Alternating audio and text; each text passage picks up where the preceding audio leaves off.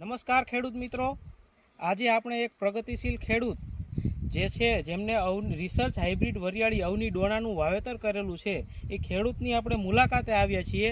તો એમના જે પ્રતિભાવો જે છે એ એમના મોઢેથી આપણે સાંભળીશું. નમસ્કાર ખેડૂત. નમસ્કાર. નમસ્કાર. તમારું નામ? મારું નામ ગઢવી અચલદાન ઉદેબાણ. ગઢવી સાહેબ, તમે જે આ વરિયાળી વાવેલી છે તમારું ગામ? ગામ દેગામ, તાલુકો પાટડી, જિલ્લો સુરેન્દ્રનગર. મારા મોબાઈલ નંબર 93-284-16-276. ઓકે. હવે તમે જે આ રિસર્ચ હાઇબ્રિડ વરિયાળી અવની ડોનાનું વાવેતર કરેલું છે તો આ વરિયાળી તમને કેવી લાગી? અરે આ વરિયાળી જેવી બીજી કોઈ વરિયાળી અત્યાર સુધીમાં થઈ જ નથી. અને ખૂબ સારું એનું જે બિયારણ છે. આની અંદર તમે જુઓ, ચક્ર પણ ઘણા બધા મોટા છે. અને મને તો એમ થાય કે આ બીજા બધું કંઈ શિયાળું મોલ વવાય નહીં. વાવવું હોય તો બિયારણ અવનીનું લઈ અવની ડોના લઈ અને એ વાવવું જોઈએ. અને જો વધારે ઉત્પાદન મેળવવું હોય તો એમ. આ જે અવની ડોના વેરાયટી જે છે એની અંદર આ જે ડાળીઓ જે છે, ડાળીઓની સંખ્યા જે બીજી વેરાયટી કરતા તમને કેવી વધારે લાગે છે? બહુ વધારે પડખે આ છે.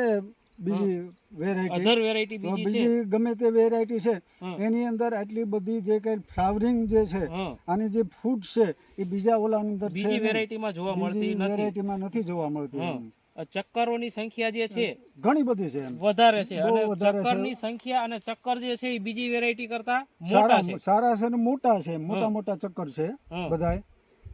બીજો કોઈ રોગચાળામાં કેવું લાગ્યું? નહીં, આની અંદર કોઈ જાતનો કાંઈ રોગ નથી આવ્યો.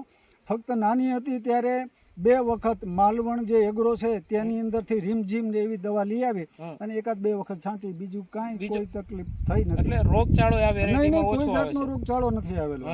તો જ આવી થઈ હોય ને એમ. રોગચાળો આવે તો એ વરિયાળી નાની રહેવાની છે.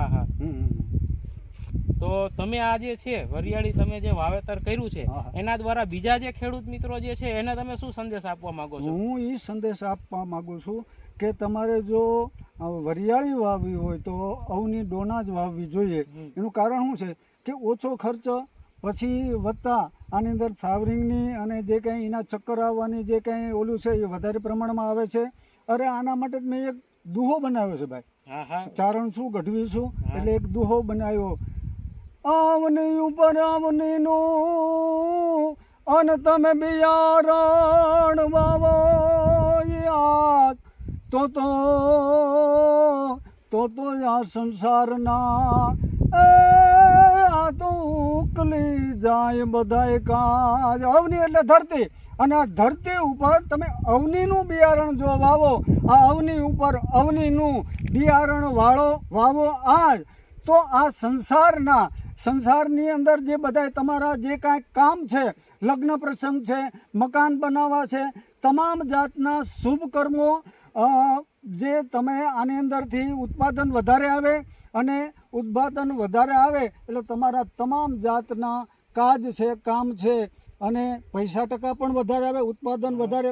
હું તો એમ ધારું છું અંદર 15-20 મણનો ઉતારો એક વીઘે, નાના વીઘે આવે.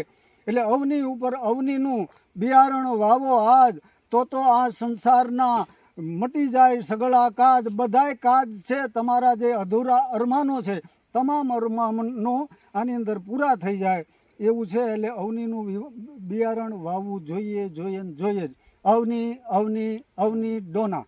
ઓકે, આભાર. નમસ્કાર.